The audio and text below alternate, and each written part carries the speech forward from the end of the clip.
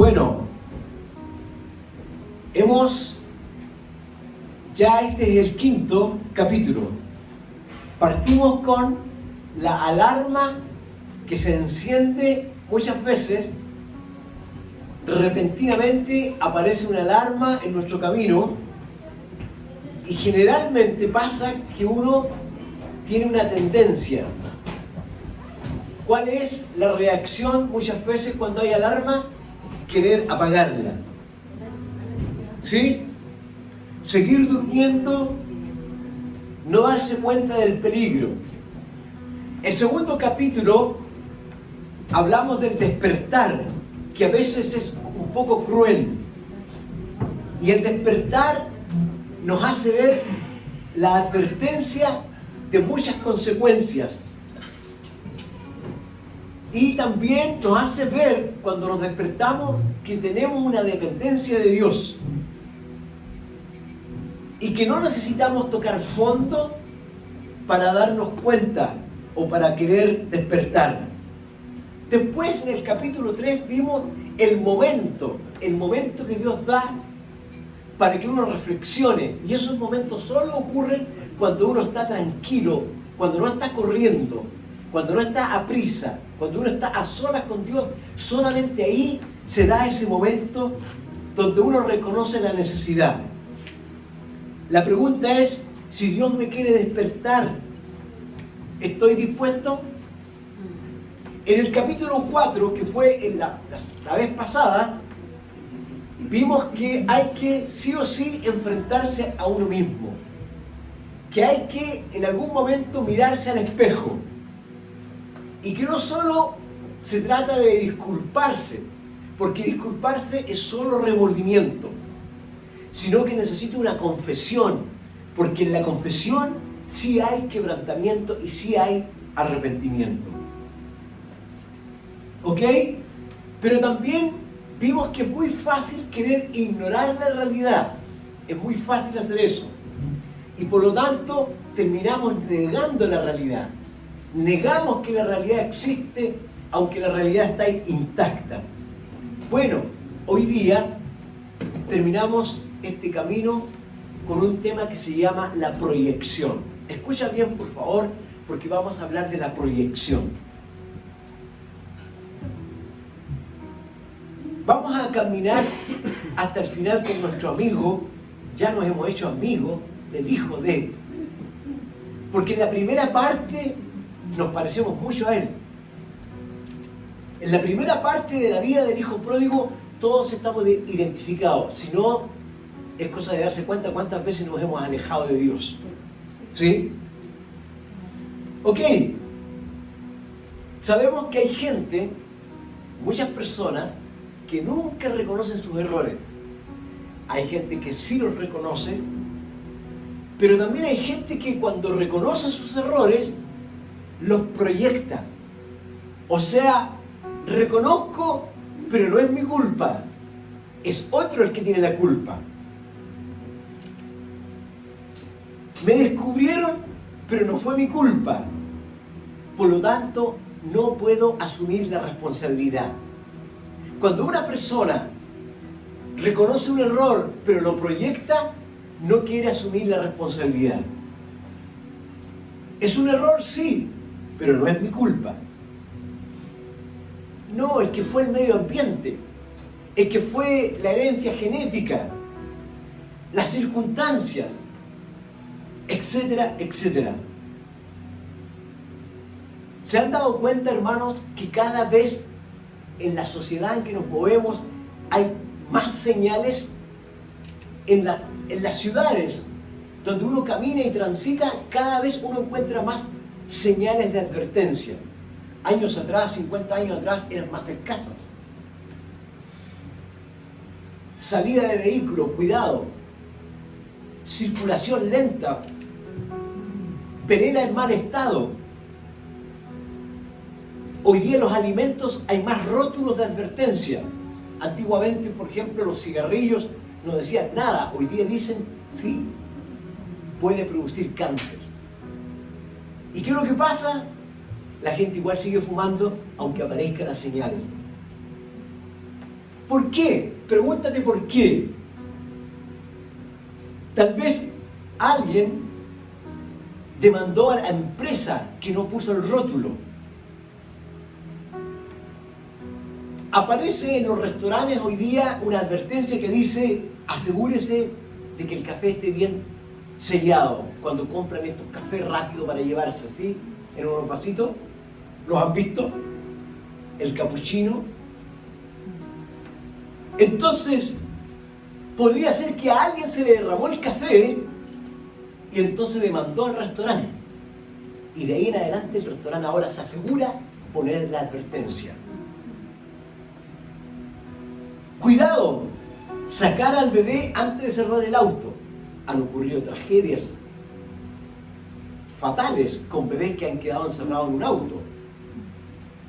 El traje de disfraz de Batman hoy día tiene una etiqueta que dice: precaución, la capa no lo capacita para volar. Y uno dice: obvio. Las sierras en estas máquinas que son para cortar, una advertencia dice: no intente detener la sierra con las manos. Entonces vivimos, hermano, en una sociedad que desarrolla la habilidad magistral de echarle la culpa a otros de todas las decisiones tontas que a veces tenemos. La mayoría solo quiere culpar a alguien más. Y la palabra para esto se llama entonces proyección. Grábala bien. Proyección. Proyección es cuando nosotros admitimos la realidad. Sí, la admito,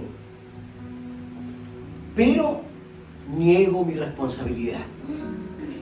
Eso es proyección. En cambio, la negación es rehusarnos a admitir la realidad. Pero la proyección la admite sin hacernos responsables, sin hacernos cargo. No me quiero hacer cargo. Simplemente voy a culpar a alguien más. Esto, alguien dijo, es más antiguo que el tiempo. El tiempo, bueno, los egipcios recién hace 3.500 años, los egipcios decidieron dividir el tiempo en 24 horas. Y ahí inventaron el reloj solar que mide la hora con las sombras, con la longitud de las sombras. Pero otros dicen que el tiempo comenzó con el Big Bang. Pero la raza humana está antes del tiempo porque los primeros hombres partieron. Y en el Génesis nosotros vemos algo muy antiguo. Vemos al enemigo que hizo lo que siempre sabe hacer. ¿Qué hizo? Simplemente mintió. Les dijo a Eva y a Adán, les dijo: ustedes están perdiendo el tiempo. Ustedes están perdiendo la oportunidad de su vida.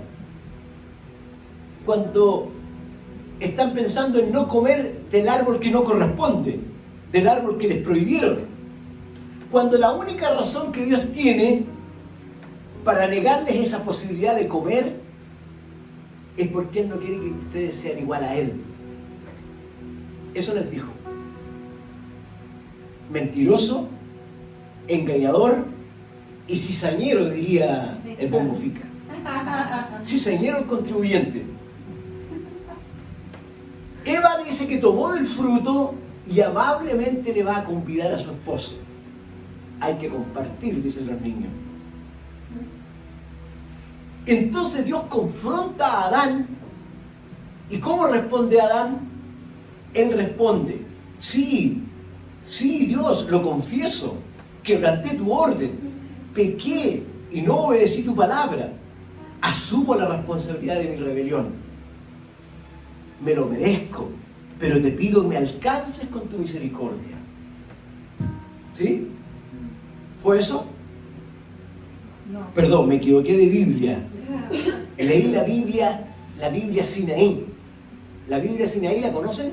Una Biblia que se inventó en Estados Unidos, que dice que Jesucristo era casado, que dice que Jesucristo nunca fue crucificado. Esa es la Biblia Sinaí. Parece que leí esa. Porque lo que realmente en esta Biblia respondió Adán fue: no es mi culpa, es su culpa. La mujer que me diste por compañera me dio del fruto y yo comí. ¿Ok? Había una sola persona al lado de Adán en todo el planeta y él decidió echarle la culpa. Pero de pasadita, de refilón, le echó también la culpa a Dios, porque le dijo: la mujer que tú me diste, si no me la hubieras dado. Después Dios confrontó a Eva. ¿Y qué dijo Eva? La serpiente me engañó y yo comí. Es que me engañaron. Cuando ambos fueron confrontados, culparon a algo y a alguien más. Entonces, hermanos, la proyección de la que estamos hablando es cuando justo después de una alerta, que aparece una alerta, damos excusa y nos justificamos como sea. Y en vez de aceptar responsabilidad, solo le echamos la culpa a otro. Entonces, ¿qué es lo que se oye? Se oye esto: sé que no estuvo bien falsificar los documentos, pero todo el mundo lo hace. Estuvo mal que perdiera el control de mi temperamento, pero si ustedes supieran en el lugar que yo me crié. Estuvo mal faltarle el respeto a mi esposo, pero es que es demasiado lento, pasivo y olvidadizo además.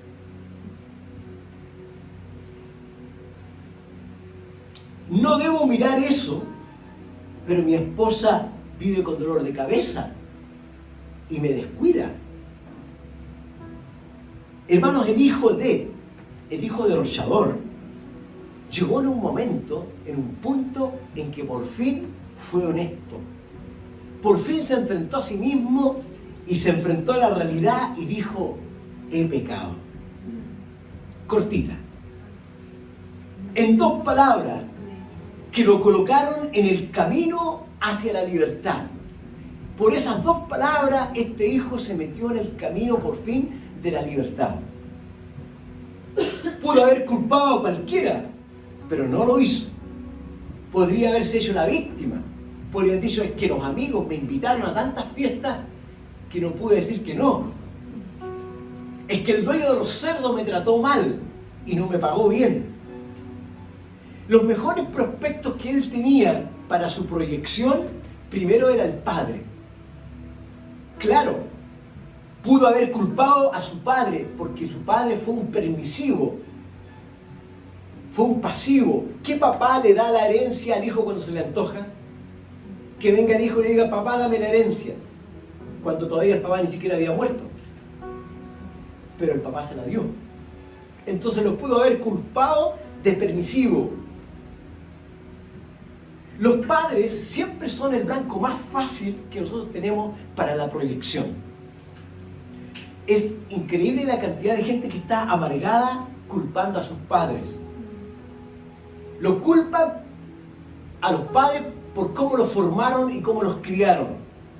Hay gente que hoy día, ¿saben qué? Admite y reconoce que controla su depresión yéndose toda la semana a comprar al mall. Y como resultado de eso, entonces se acumulan las deudas y la tarjeta echa humo. Y ellos dicen: ¿qué se supone que haga? No puedo cambiar mi infancia. Entonces apelan a sus padres, le echan la culpa a sus padres, dicen: mis padres se divorciaron cuando yo era niño, y terminan culpándolos. Culpan a sus padres por la decisión que están tomando hoy. ¿Sus padres cometieron errores? Sí. ¿Los hirieron? Sí, también. Pero los padres no fueron los que se endeudaron, hicieron tira la tarjeta. Hay mucha proyección también de la culpa en los matrimonios. Aparece un problema en la pareja y el otro tiene la culpa. Señalamos rápidamente al otro que el otro está haciendo mal. Y miren, hoy día se confiesan muchas relaciones adúlteras, se confiesan muchos abusos, Porque las personas se convencen a ellos mismos de que son víctimas. Es que me sedujeron, es que me sentía solo, es que estaba falto de cariño, es que no me daban tiempo. Es como si no hubiese tenido otra opción. Estamos basados en la forma de cómo los demás nos tratan. Y entonces reaccionamos y proyectamos. El segundo prospecto del hijo pródigo era Dios, Dios mismo. Porque entre el hambre y no tener un buen empleo, ojo, para el hijo de lo más fácil era echarle la culpa a Dios de su situación. ¿Saben ustedes que rara vez, cuando las cosas se nos dan bien, cuando todo está bien en la familia, rara vez le damos el crédito a Dios? Uno dice, es que la gente es súper agradecida. No, la gente es súper ingrata. La mayoría. Solo la minoría entiende. Pero la mayoría de las veces, cuando nos va bien, no le damos el crédito a Dios. Pero ¿qué pasa cuando nos va mal? Al tiro le echamos la culpa a Él. Un señor se fue a estacionar con su auto en un día de mucho viento, y entonces, lo que nos ha pasado muchas veces, quiso abrir la puerta para bajar, y la puerta se le fue con el fuerte viento y azotó a otro vehículo y lo aholló. Entonces dijo, voy a preguntarle a mi agente de seguro qué dice. El agente de seguro le dijo, no te preocupes, no es tu culpa. Es un acto divino lo que pasó. ¿Quiere decir que un acto divino es un término legal? ¿Y entonces tengo que culpar a Dios por lo que hice? Entonces se supone, hermano, que si el matrimonio no cumple con las expectativas, que si mi hijo se me revela, que si pierdo el trabajo, que si la economía comienza a colapsar, ¿lo llamamos un acto divino? Hace poco, unos días atrás, una embarcación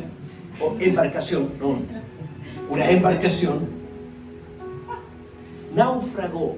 ¿Dónde? En las cercanías o casi llegando a Bahía Mansa, entre el trayecto de Caleta Cóndor hacia Bahía Mansa, murieron 7 personas por un naufragio. ¿Qué es lo que se comenta después?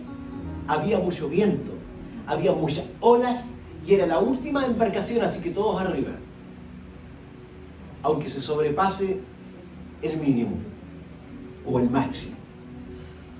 Siempre cuando ocurre una tragedia, un aluvión, un terremoto, un huracán, la mayoría de las veces, ¿quién tiene la culpa? Dios, o Satanás, o la naturaleza. Cuando no se comprende algo, cuando no se tiene a quién culpar, Dios se convierte en el blanco fijo para poder descargarse. Este hijo pródigo podría haber culpado a Dios, pero dijo, he pecado. Prefirió entonces tomar la responsabilidad de lo que sí podía controlar y no de lo que no podía controlar. Regresó a la casa y ¿qué hizo? Pidió perdón. Siempre, hermano, mientras más rápido se pide perdón es mejor. Dejar pasar el tiempo. ¿Qué hacemos normalmente? Atrasamos el perdón para poder remover el peso de la responsabilidad. Solo queremos aceptar cierta parte de la culpa si encontramos a alguien más que tenga también un grado de culpa. Entonces, ¿qué es lo que decimos? Es mi culpa. Pero si no me hubieras dicho eso, si tú no hubieras hecho eso, lo siento, pero tú también tienes que sentirlo. Lo eché a perder, pero fue por lo que me dijiste, fue por lo que me hiciste. Por eso lo eché a perder. Entonces concluyamos algo. Concluyamos, hermanos, que a Dios no le interesa nuestra oración llena de excusas, sino que Él quiere una oración cortita, sencilla y honesta. A veces nos damos vuelta en muchas palabras, pero Él dice, no, cortita, sencilla y honesta. Por lo tanto, llegamos a algo que se llama minimizar. Cuando uno minimiza, achica algo, achica la culpa, achica la responsabilidad, es como decir, no es gran cosa. Un señor estaba trabajando con su computador en un café. Llegó un amigo también con otro café en la mano y se lo derramó en la computadora por accidente. Y entonces, ¿qué es lo que hizo el amigo? Le señala la manzana del logo de Apple en su MacBook y le dice, de todos modos parece que ya alguien mordió un pedazo de manzana el día de hoy. Y se rió de su cometido. Quiso minimizar y quiso tirar la talla ahí para poder bajarle la tensión. Para este amigo fue solo un simple accidente, o sea, minimizó todo. Es como decir, fue solo un beso, fue solo un cariño, fue solo una mentirita blanca, no es para tanto. Saqué solo un chocolatito del supermercado, de esos chiquititos, una negrita. Minimizar es reconocer la realidad y aún reconocer la responsabilidad, pero negar la seriedad del asunto. Sí, lo reconozco. Sí, reconozco mi responsabilidad, pero no es para tanto. Esto es lo que hacen muchos abogados cuando están defendiendo al indefendible. Entonces minimizan para rebajar la condena.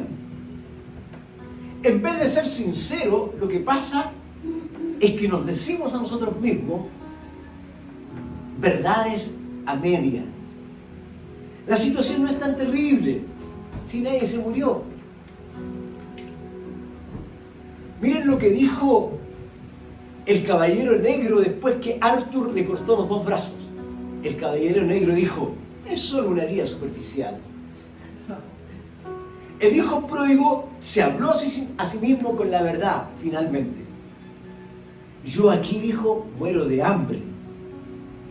Reconoció lo desesperante de su situación. Una situación que antes como que no se daba cuenta. Hermanos, el término pecado, alguien dijo, siempre nos lleva más lejos de lo que queremos ir. ¿Sí? Y dijo, siempre nos costará más de lo que realmente queremos pagar. Y siempre nos hará detenernos más tiempo de lo que nos queremos quedar. Por lo tanto, las escrituras, la palabra de Dios, nunca minimiza las consecuencias de nuestro pecado. Nunca. Dios cada vez lo toma en serio. En el Antiguo Testamento, Dios siempre le advertía a la gente. Y entonces les decía, va a venir una destrucción. Pero antes les enviaba un profeta a advertirle. Y el profeta, ¿qué es lo que hacía? Confrontaba a las personas con la verdad sobre el rumbo que estaban tomando. Y en muchas ocasiones, ¿qué es lo que hacía la gente? Minimizaba el mensaje del profeta. No es para tanto. Y en vez de ir al arrepentimiento y volverse a Dios, seguían en la misma situación. Sin embargo, cuando ellos eran sinceros y se arrepentían de sus pecados, Dios siempre respondía con compasión. Siempre respondía a Dios con gracia. Si no, miren a Israel nomás. Israel se mandó 1000 con Doro y los 1000 el Señor le perdonó. Dios envió a Jonás a Nínive, una ciudad de Asiria, para alertarles de una destrucción en Jonás 3:4. Aquí está el sermón más corto de la Biblia. El profeta la hace cortita y dice, dentro de 40 días Nínive será destruida. Solo 7 palabras. Y en el hebreo, en el original, son solo 6 palabras. dentro de 40 días Nínive será destruida. Entonces Jonás, ¿qué hizo? No minimizó el mensaje. No se contó un chistecito para poder bajar un poco la tensión. Tampoco mencionó un punto positivo para ponerle algo de balance al mensaje. No se excusó por herir el sentimiento de las personas de Nínive. No tendió a suavizar el peso de la verdad, sino que fue directo al grano. Porque siempre existe, hermanos, la tentación de evitar palabras como pecado, pecador, infierno, arrepentimiento, juicio. Siempre. Y quizás una de las razones porque las personas minimizan el pecado es porque los mismos predicadores no se la toman tan en serio. En Jonás 3:5 vino la reacción del pueblo de Nínive. ¿Qué dijeron? Los ninivitas creyeron. Esto tengo que leerlo directamente de acá, porque quizás ustedes lo han leído alguna vez. Dice: y comenzó Jonás a entrar por la ciudad, camino de un día, porque era una ciudad grande, y predicaba diciendo: de aquí a 40 días Nínive será destruida. Y los hombres de Nínive creyeron a Dios y proclamaron ayuno y se vistieron de cilicio desde el mayor hasta el menor.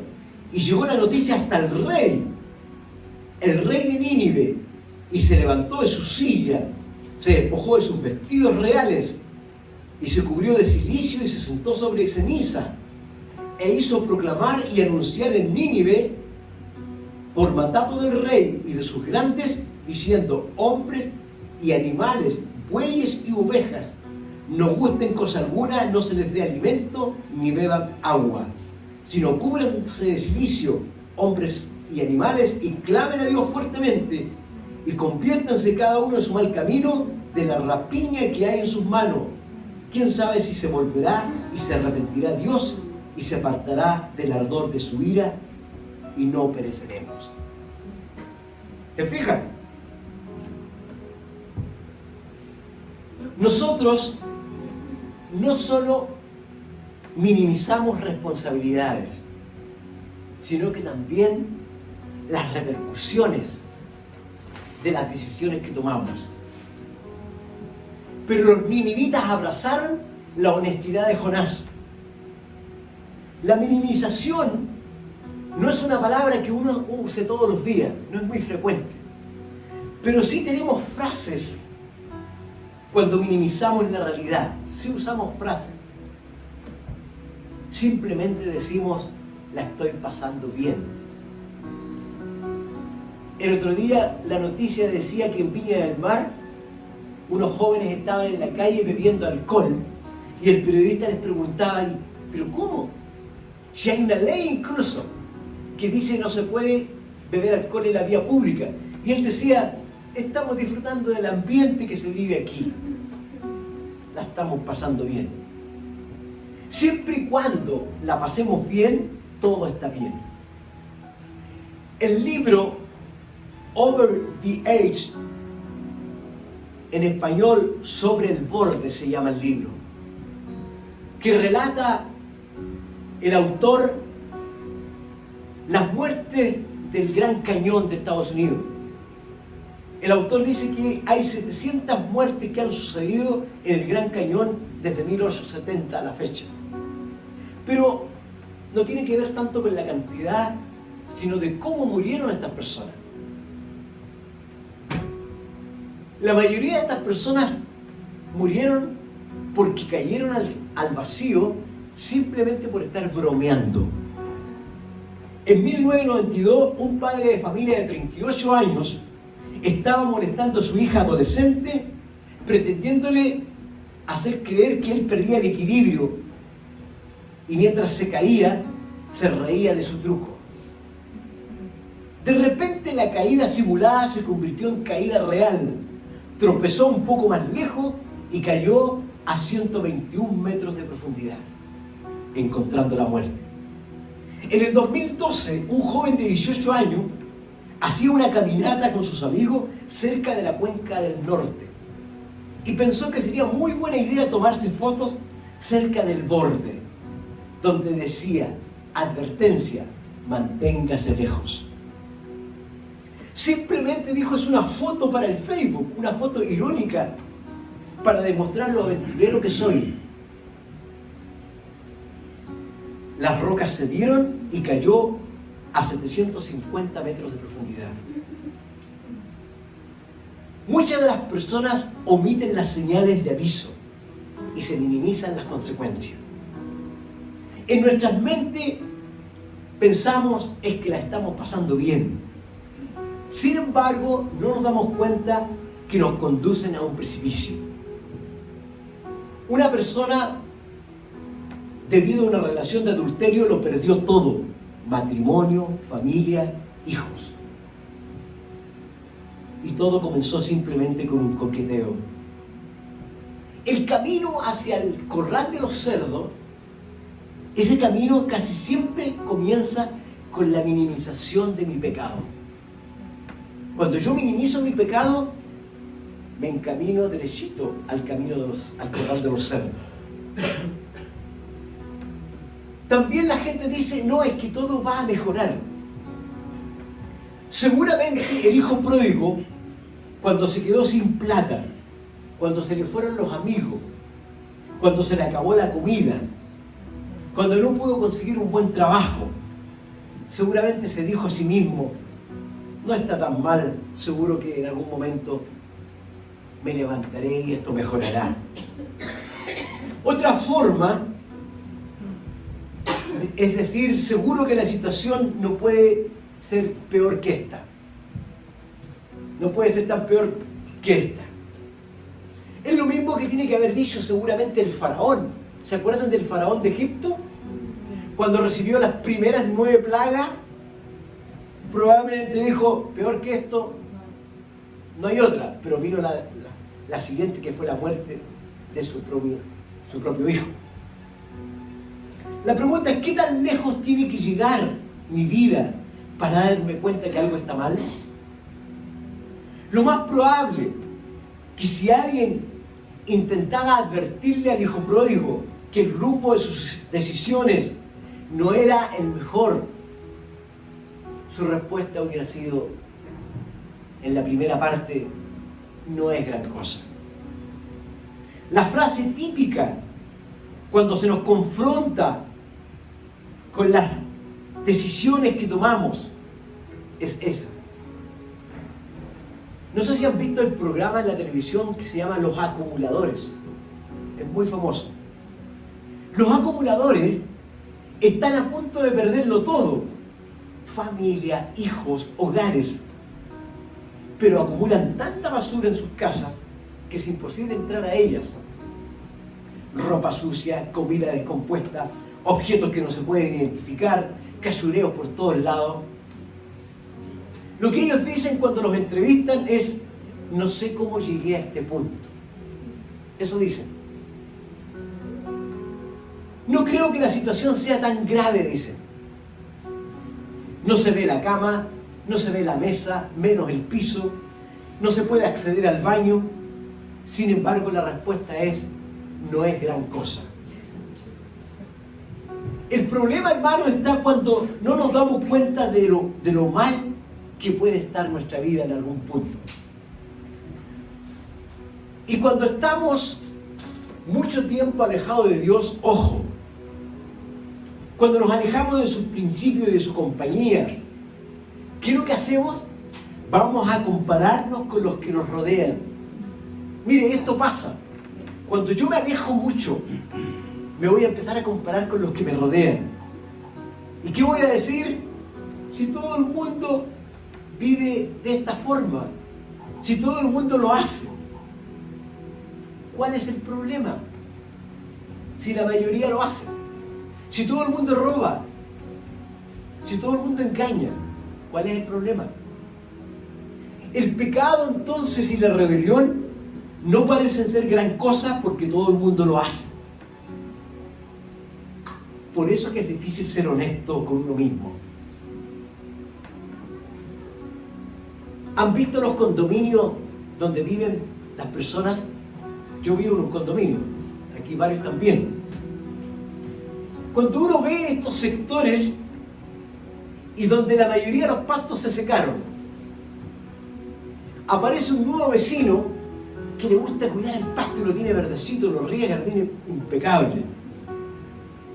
Este vecino se transforma en el vecino molesto, al que nadie quiere saludar. Es una espina, es terrible mirarlo a los ojos. Su compromiso con la excelencia es una acusación contra el compromiso de mi mediocridad. Solo bastó que apareciera uno que mantuviera un estándar distinto y los demás se dieran cuenta de su desorden. Hermanos, Dios en su palabra reveló un estándar distinto, perfecto, que nos hace darnos cuenta de lo mal que estábamos. Y el fin que tiene la palabra de Dios siempre es que no minimicemos la seriedad de la realidad, que es más seria de lo que uno piensa. Porque siempre la tendencia es esa, pues, minimizar la palabra. ¿Y saben por qué minimizamos esta palabra muchas veces? Se van a sorprender. ¿Por qué creen? Porque estamos demasiado familiarizados con ella. Porque la leemos de corrido como un libro cualquiera. Entonces estamos tan sabemos versículos de memoria, súper familiarizados. Pero la familiaridad negativa engendra desprecio a la larga, engendra indiferencia. Mientras más escuchamos el aviso, lo tomamos menos en serio. Los ninivitas se vistieron de luto, de unas vestimentas súper incómodas. Las utilizaron en público como señal de arrepentimiento y dolor. Las personas, hasta las de la alta sociedad, hasta el rey se tuvo que vestir de cilicio. ¿Por qué? Porque la palabra de Dios dice que la paga del pecado es muerte. Y ese es el costo. Y el pecado siempre crea una barrera entre Dios y nosotros y rompe nuestra amistad con Él.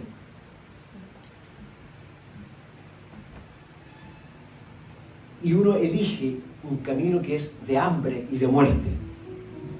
Pero una buena noticia, finalmente, es que Dios siempre, hermano, pero siempre, no te olvides, siempre está por encima. Y Dios siempre nos llama de vuelta a sus brazos, sin resentimiento.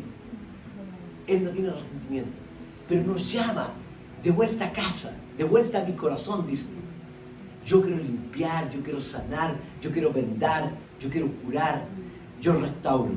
El Dios de las oportunidades. Siempre, sin resentimiento, nos extiende gracia en Jesucristo. Qué maravilloso. Así que, hermano, para terminar, si mañana, si el próximo mes, si a mitad de año, Dios te envía una alerta y te muestra alguna realidad en tu corazón, si te muestra que te has alejado de Él, no lo niegues, no se te vaya a ocurrir negarlo, no le eches la culpa a otro, no lo ignores, no lo minimices, no digas no es gran cosa, no te excuses porque todo el mundo lo hace. Sé sincero contigo mismo. Y si alguien de los que está aquí hoy, en este presente, está siendo despertado por el Espíritu Santo, el Espíritu Santo le está mostrando alguna realidad, le está haciendo sonar una alerta de peligro, no le eches la culpa a nadie, ni al medio ambiente, ni a la sociedad, ni al ADN, no le eches la culpa a la herencia genética, a la mala formación que te dieron tus padres. No culpes a tus amigos, ni se te vaya a ocurrir culpar a Dios, ni siquiera a Satanás culpes. Sé sincero contigo mismo. Vuélvete a la amistad con Dios, vuelve a su casa, vuelve a su corazón siempre. Hay gracia vigente todavía y hay que aprovecharla. Va a llegar un día en que no va a haber nunca más gracia. La gente la va a buscar y la puerta va a estar cerrada. ¿Dónde está la gracia? No está. Se acabó. Pero si estuvo por tantos años, más de 2000 años, se acabó. Ahora queremos entrar, le dijeron a Noé. No les puedo abrir porque ni siquiera yo cerré la puerta. La cerró Dios mismo. Yo les podría querer abrir, me da pena, me da tristeza. No puedo. Dios no me deja. ¿Dónde está la gracia? Dirán algunos al final. Hay que aprovecharla. Hay gracia y misericordia esperándonos. No pasemos más hambre espiritual. ¿Por qué? El Padre tiene ropas limpias y nuevas. Tiene anillo para nuestra mano. Quiere celebrar con nosotros siempre. No tenemos por qué minimizar nada.